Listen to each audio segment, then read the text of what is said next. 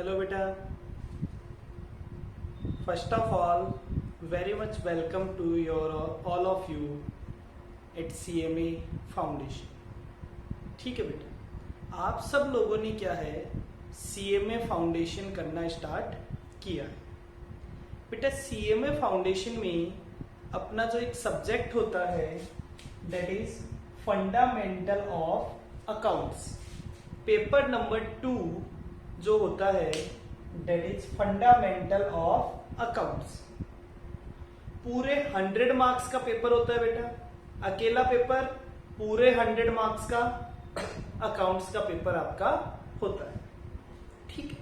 अब बेटा अकाउंट्स ऐसा सब्जेक्ट है जिसको आप अपने 11th और 12th से पढ़ते पढ़ते आए होते हैं. यहां पे कुछ ऐसे टॉपिक भी आए होंगे जो आपने अपने 11th में पढ़े हैं, कुछ ऐसे टॉपिक भी आते हैं जो 12th में पढ़े होते हैं, और कुछ ऐसे टॉपिक भी आते हैं बेटा जो 11th और 12th में आपने नहीं पढ़े. ठीक है. हमें सारे टॉपिक्स पढ़ने हैं, शुरू से लास्ट तक पढ़ने हैं, और इस तरह से पढ़ने हैं बेटा कि हमें उस टॉपिक के बारे में सारी चीजों का नॉलेज हो जाए. ये हमारे लिए एक बेसिक की तरह काम करेगा. जो हमारा CMA फाउंडेशन है वो हमारे लिए एज ए बेसिक चलेगा पूरे CMA में. इसकी कुछ चीजें हमारे इंटरमीडिएट में काम आएगी, कुछ चीजें ऐसी होगी बेटा जो हमारे फाइनल में भी काम आएगी. वो आपके डायरेक्टली काम नहीं आती है बट इनडायरेक्टली वो आपके फाइनल में भी काम आती है. ठीक है बेटा. जब आप फाइनल तक पहुंच जाओगे तब भी वो आपके काम आएगी. ठीक है. कैसे बेटा, क्या क्या हमारे सिलेबस का पार्ट होता है, क्या क्या हमें पढ़ना है, हमारा पेपर पैटर्न क्या होगा, वो सारी चीजें अभी हम यहां पे देखते हैं. चलिए सबसे पहले बेटा बात करते हैं हमारे पेपर का नाम क्या है. हमारे पेपर का नाम है fundamental of accounts. Fundamentals, basic, क्या आप किस पे टिका हुआ है पूरा अकाउंट्स, वो चीज बेटा यहां से स्टार्ट होती है. 100 मार्क्स का आपका पेपर होता है बेटा. इस पेपर को 5 पार्ट्स में हम डिवाइड करेंगे जो कि मार्क्स वाइज भी 5 पार्ट्स में बटा हुआ है. देखते हैं. सबसे पहले बेटा बेसिक्स ऑफ अकाउंट्स. आपने जब अपना अकाउंट्स पढ़ा था तो आपने पढ़ी थी बेटा जनरल एंट्रीज.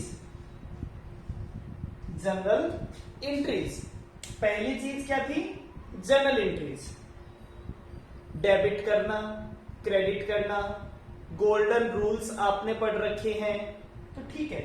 तो यहां भी आपकी ये आपका 11th का पार्ट था. लेजर अकाउंट बनाना और ट्रायल बैलेंस बनाना, ये तीनों चीजें ऐसी हैं बेटा जो आप वेरी बिगिनिंग से 11th में पढ़ते पढ़ते आए हैं. यहां भी हमें इन्हें पढ़ना है. पढ़ने से जरूरी है बेटा इनकी समझना. 11th में हमने कुछ चीजें पढ़ी होती है बट हम उस डेप्थ में नहीं गए होते. हमने खूब पढ़ा होता है, खूब जनरल एंट्री की होती है, खूब सारे क्वेश्चंस किए होते हैं, लेकिन फिर भी हमारा एक लेवल के हिसाब से हमने पढ़ाई नहीं की होती.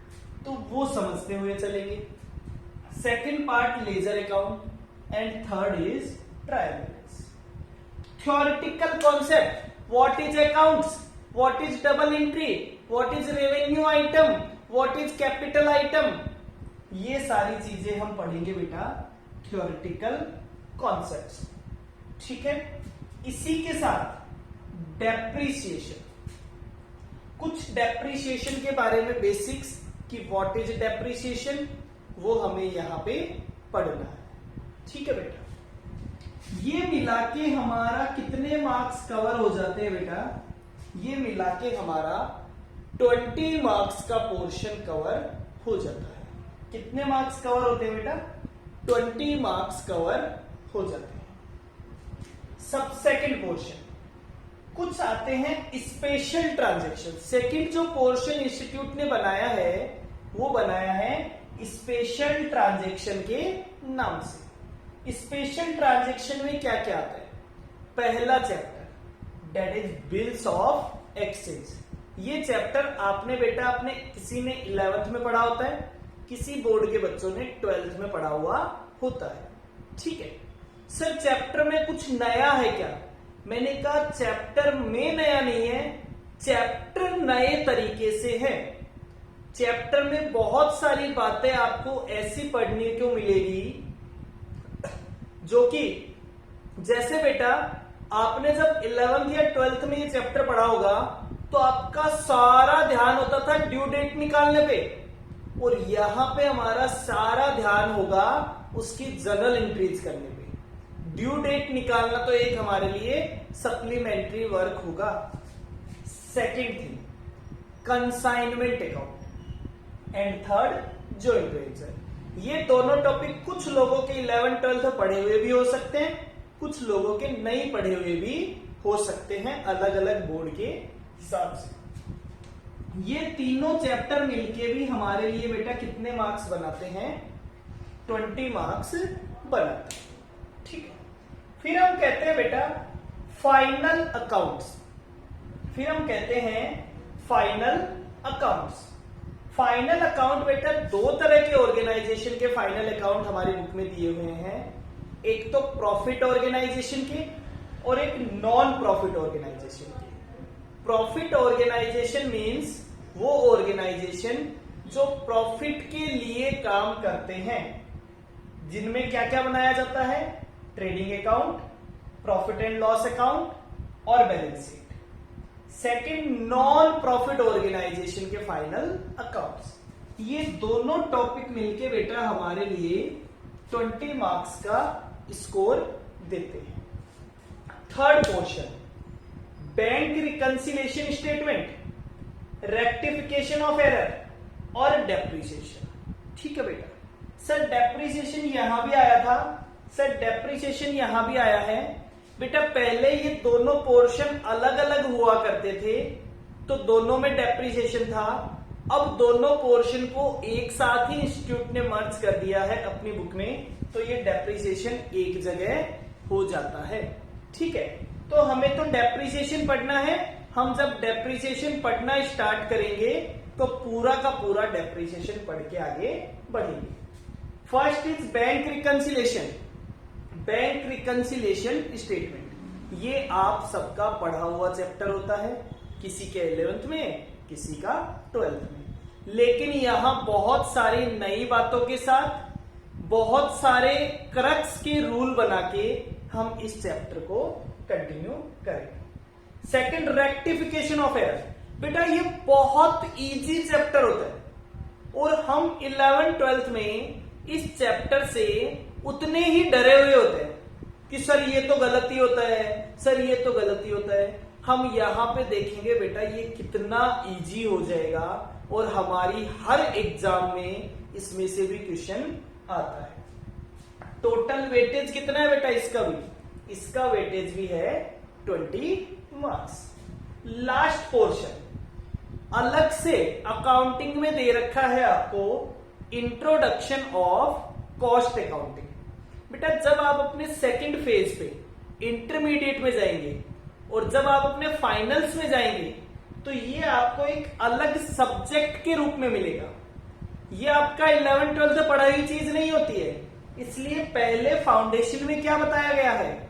इसका इंट्रोडक्शन कि introduction what is cost accounting, cost क्या होती है, उसको कैसे रिकॉर्ड करते हैं, उसको कैसे कैलकुलेट करते हैं, कॉस्ट शीट बनाना समझाया गया है।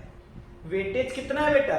इसका एक थ्योरेटिकल क्वेश्चन भी एग्जाम में पूछा जाता है, इसका एक प्रैक्टिकल क्वेश्चन भी एग्जाम में पूछा जाता है, और इंट्रोडक्शन से कितने मार्क्स मिलते हैं? 20 मार्क्स। सर ये भी बता दो हमारा पेपर पैटर्न क्या रहेगा? मैंने कहा बेटा आपके जितना अच्छा पेपर पैटर्न किसी भी कोर्स में नहीं होता है। 100 मार्क्स का जो पेपर है उसमें बेटा 60 मार्क्स के तो आपको ऑब्जेक्टिव टाइप क्वेश्चन मिलेंगे, that is MCQ multiple choice, fill in the blanks, match the following और ट्रू फॉल्स। ठीक है बेटा, 40 मार्क्स के क्वेश्चन आपको डेस्क्रिप्टिव क्वेश्चन मिलेंगे, 8 मार्क्स के 5 क्वेश्चंस, दैट इज 40 मार्क्स। बेटा आपको 7 क्वेश्चन दिए हुए होंगे और इन 7 क्वेश्चन में से आपको एनी 5 क्वेश्चन अटेम्प्ट करने हैं of the 40 marks. Is it clear? बेटा ये हमारा पूरा क्या है, ये पूरा हमारा सिलेबस कंटेंट है। ठीक है, इस सिलेबस कंटेंट के बाद बेटा हम हमारा पढ़ने का एरिया स्टार्ट करते हैं। हम कहां से पढ़ना स्टार्ट करेंगे बेटा, हम हमारे बैंक रिकंसिलेशन स्टेटमेंट के टॉपिक से पढ़ना स्टार्ट करेंगे। सर ये बेसिक वाले टॉपिक, बेटा बेसिक वाले टॉपिक हम जब भी कोई चैप्टर पढ़ते जाएंगे, एक टाइम के बाद हमारे बेसिक टॉपिक्स में आपके हर एक टॉपिक के साथ आपका कोई ना कोई बेसिक क्लियर करवाता चला जाऊंगा, जिसमें आज तक आपको कहीं ना कहीं कंफ्यूजन रहा था। बेटा फाउंडेशन की अकाउंट्स हम जिस दिन पूरी करेंगे उस दिन हमें अकाउंट्स के बेसिक्स में कोई भी कंफ्यूजन नहीं रहेगा, क्योंकि हम अपने आप को फाउंडेशन पास करवाने के लिए नहीं पढ़ रहे हैं। हम तो पढ़ेंगे हमारा इंटर का बेस तैयार करने के लिए, हम पढ़ेंगे हमारा फाइनल का बेस तैयार करने के लिए, कि आगे जाके हमें कभी भी बेसिक्स में कॉन्सेप्ट्स में दिक्कत ना रहे। इंपॉर्टेंट चीज है बेटा कॉन्सेप्ट पढ़ना। क्वेश्चंस कोई भी कर लेता है, जब तक आपको कॉन्सेप्ट नहीं आता तब तक आपको कुछ भी नहीं आता। तो आपका कॉन्सेप्ट क्लियर होना सबसे ज्यादा जरूरी है। हम स्टार्ट कहां से करेंगे बेटा, हमारे बैंक रिकंसिलेशन स्टेटमेंट के टॉपिक से। बैंक रिकंसिलेशन स्टेटमेंट के टॉपिक से हर बार हमारी एग्जाम में एक क्वेश्चन पूछा जाता है, कुछ ऑब्जेक्टिव क्वेश्चंस भी पूछे जाते हैं। तो चलिए बेटा स्टार्ट करते हैं बैंक रिकंसिलेशन स्टेटमेंट।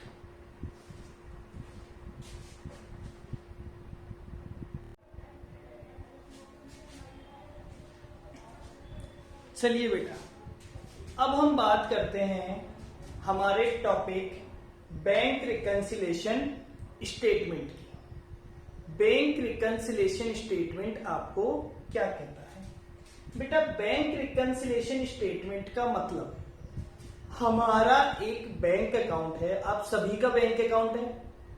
तो बैंक अकाउंट के बेटा 2 तरह के डॉक्यूमेंट होते हैं। एक तो वो वाला डॉक्यूमेंट जो हम मेंटेन करते हैं, और एक वो वाला डॉक्यूमेंट जो बैंक मेंटेन करता है।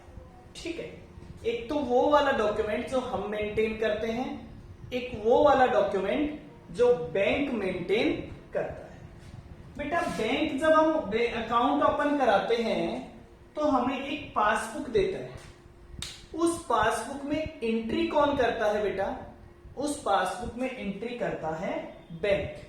ठीक है, उसे हम क्या बोलेंगे बेटा? हमेशा बैंक डॉक्यूमेंट। भले ही वो पासबुक हमारे पास रहती है बेटा, भले ही वो पासबुक हमारे पास रहती है, लेकिन उस पासबुक में हमेशा एंट्री कौन करता है? उस पासबुक में हमेशा एंट्री बैंक ही करता है। ठीक है, दूसरा कैश बुक। तो हम कहां पे एंट्री करते हैं? हम जब भी बैंक से कोई ट्रांजैक्शन करते हैं तो हम हमारे कैश बुक के बैंक कॉलम में लिख लेते हैं। ठीक है, इसलिए हम कैश बुक को क्या कहेंगे? हमारा डॉक्यूमेंट। अब एक बात बताइए बेटा, क्या कैश बुक के हिसाब से और पासबुक ये दोनों एक ही अकाउंट के डॉक्यूमेंट है? क्या दोनों का बैलेंस सेम होना चाहिए? हाँ सर सेम होना चाहिए, लेकिन क्या इन दोनों में कोई डिफरेंस हो सकता है क्या? हाँ सर, दोनों के बैलेंस में डिफरेंस हो सकता है। जो दोनों का बैलेंस दिया हुआ है उस बैलेंस में डिफरेंस हो सकता है। अब सर डिफरेंस हो सकता है। सर कैसे डिफरेंस हो सकता है जब एक ही अकाउंट है? मैंने कहा बेटा मैं एक आपको छोटा सा एग्जांपल देता हूं। मान लो मैंने किसी पर्सन को अपने यहां से चेक दे दिया, वो मेरे पैसे मांगता था, मैंने चेक लिखा, तो मैं क्या एंट्री करूंगा? मैं एंट्री करूंगा creditor account debit to bank. मेरे बैंक में से तो पैसा कम हो गया, मेरे यहां से तो, लेकिन वो बंदा, वो पर्सन अभी तक बैंक में पैसे लाने गया ही नहीं, तो मेरे बैंक में तो अभी भी पैसा ज्यादा पड़ा है। हो गया ना डिफरेंस? तो उन डिफरेंस के रीजन क्या क्या होते हैं? पहला काम, उन डिफरेंस के रीजन का पता लगाओ। सर पता लगा लिया सारे रीजंस का। अब एक बात बताओ बेटा, एक छोटा सा एग्जाम्पल मैं आपको देता हूं, एक बहुत छोटा सा एग्जाम्पल। आपके पापा आपको सुबह 1 लाख रुपए देके गए, कहा शाम को ले लूंगा, उसमें से 50,000 रुपीज आपने मम्मी को दे दिया। मम्मी ने कहा बेटा सुबह पापा जो 1 लाख रुपए देके गए थे उसमें से 50,000 दे दीजिए, आपने 50,000 दे दीजिए। आपके चाचा आए, उन्होंने कहा बेटा भैया जो पैसे देके गए थे उसमें से 20,000 रुपीज दे दो, मैं 20,000 रुपीज उनको भी दे दिए। छोटा भाई आया, बेटा सर पापा, भैया पापा ने पैसे दिए थे, 15,000 फीस देनी है, दे दो, आपने उसको भी दे दी। अब आपके पास बचे 15,000। पापा शाम को आए, अब आपने पापा से पूछा ही नहीं, इन लोगों को पैसा भी दे दिया, आपको डर लगने लग गया। पापा ने कहा बेटा बाकी पैसे कहां गए? आप कुछ नहीं बोल रहे, आप चुपचाप खड़े हो। पापा पूछते जा रहे हैं और आप चुपचाप खड़े हो, कोई जवाब नहीं दे रहे। बेटा क्या होगा? लास्ट में बेटा पापा आपको थप्पड़ लगा देंगे, बता पैसे कहां गए। लेकिन प्रॉब्लम हुई ना, अगर आप उन्हें बता देते तो प्रॉब्लम होती क्या? प्रॉब्लम नहीं होती। आप उन्हें कहते पापा आपने 1 लाख रुपए दिए थे, 50,000 मम्मी को दे दिए, 20,000 चाचा को दे दिए, 15,000 भाई को दे दिए, बचे हुए 15,000 ये रहे। पापा आपको कुछ भी नहीं कहते, तो रीजन का अगर पता लग जाता है कि रीजन क्या है तो फिर प्रॉब्लम नहीं है।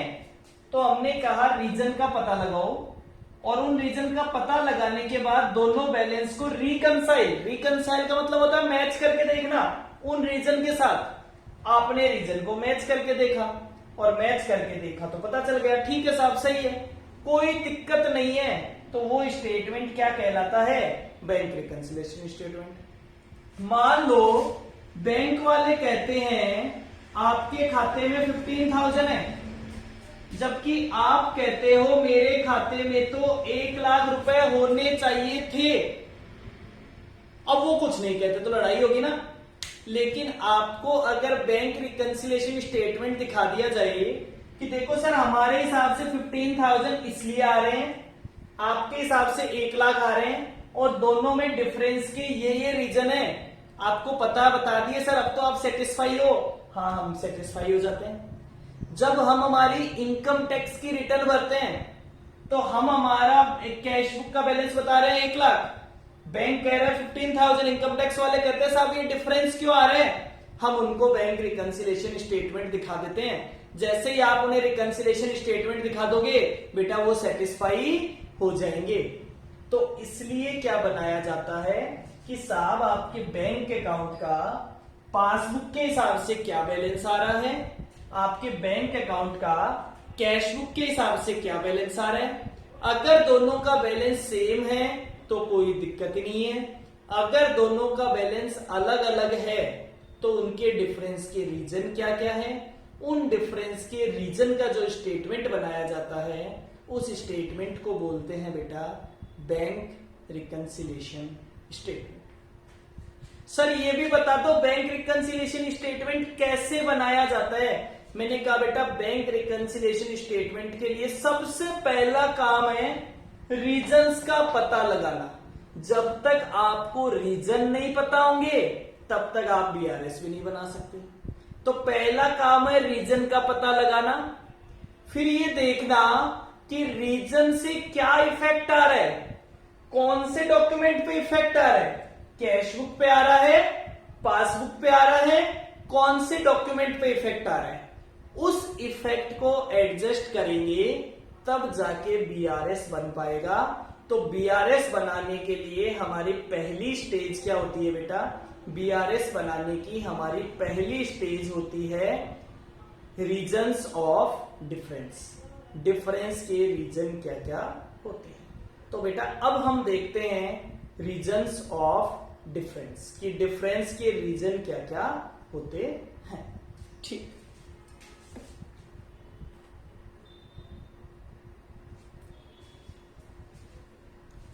हाँ जी बेटा, समझते हैं रीजन्स ऑफ डिफरेंस कि किन किन वजह से डिफरेंस आ सकता है। जैसे पहला reason, cheque issued but not presented for payment. बेटा मैंने किसी को एक चेक दे दिया, मैंने अपनी चेकबुक उठाई, एक चेक काटा और एक चेक 10,000 रुपीज का दे दिया, तो क्या एंट्री की होगी मैंने? Respective person account debit to bank. मेरे तो बैंक में से पैसा कम हो गया, लेकिन not yet presented for payment.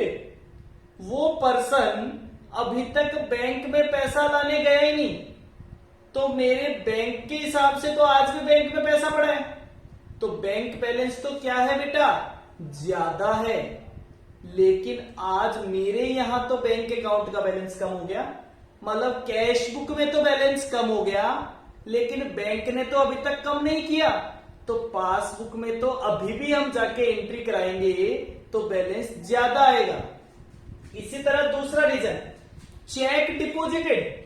मुझे किसी से एक चेक मिला और बेटा वो चेक मैंने बैंक में जाके जमा करा दिया। मुझे किसी से एक चेक मिला और वो चेक मैंने बैंक में जाके जमा करा दिया, मतलब मेरे यहां तो बैलेंस बढ़ गया, मैंने तो मान लिया कि मेरे बैंक में 10,000 रुपए बढ़ गई, लेकिन वो चेक बेटा मेरे लोकल सिटी का नहीं था, वो चेक किसी दूसरी जगह से आया हुआ था।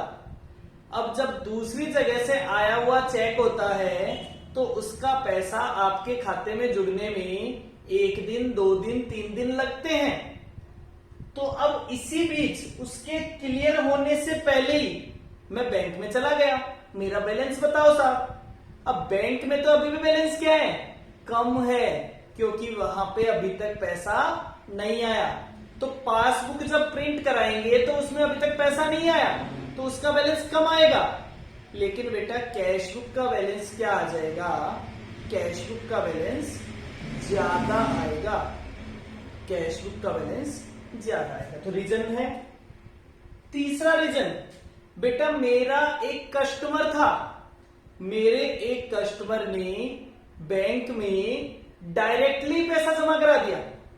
मेरे एक कस्टमर ने बैंक में डायरेक्टली पैसा जमा करा दिया, मेरे अकाउंट नंबर थे उसके पास, उसने मेरे खाते में पैसा जमा करा दिया। अब बेटा जब 5,000 से कम रुपीस आपके खाते में आते हैं तो आपके पास मैसेज नहीं आता, या किसी रीजन से मैंने मैसेज नहीं देखा, तो मेरे खाते का बैलेंस तो बढ़ गया, लेकिन मैंने तो अपने यहां एंट्री नहीं की। तो customer directly deposited into bank, तो बैंक का बैलेंस तो ज्यादा हो गया, लेकिन मेरा बैलेंस तो अभी भी क्या है बेटा? कम है।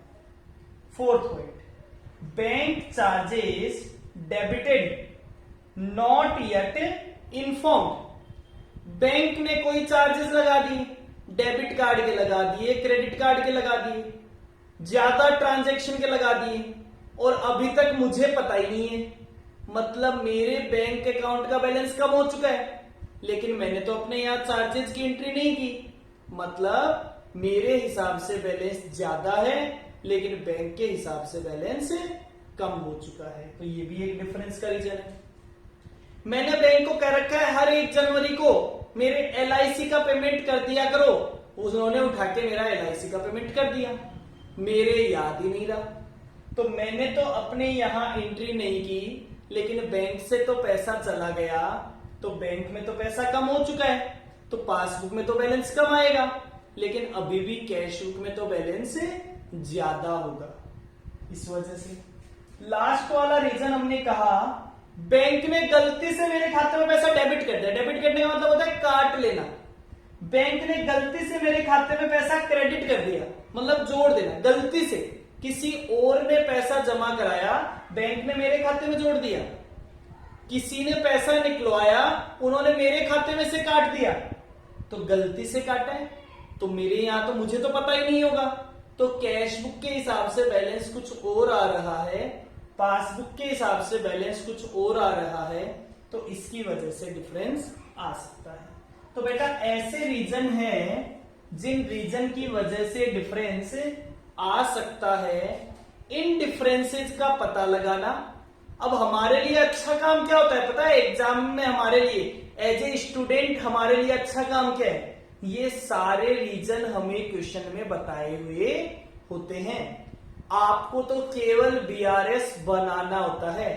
प्रैक्टिकल लाइफ वालों का काम देखिए कितना टिपिकल होता है। पहले तो उन्हें रीजन ढूंढने पड़ते हैं और फिर बीआरएस बनाना पड़ता है।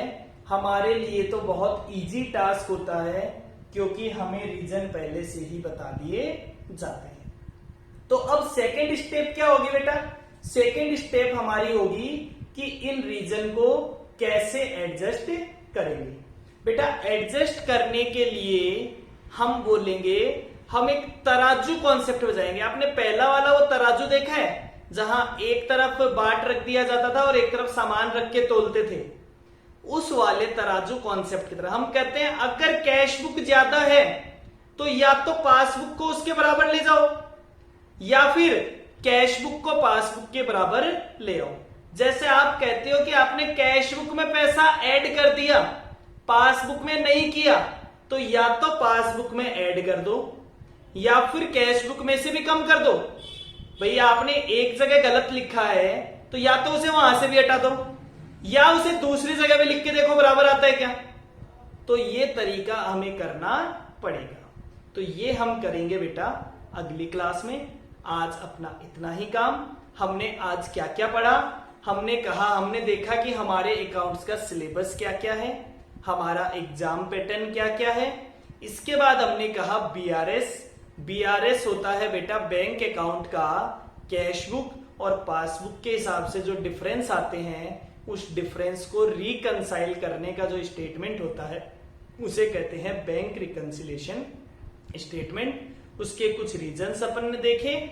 बीआरएस बनाना कैसे है वो अपन अगली क्लास में देखते हैं।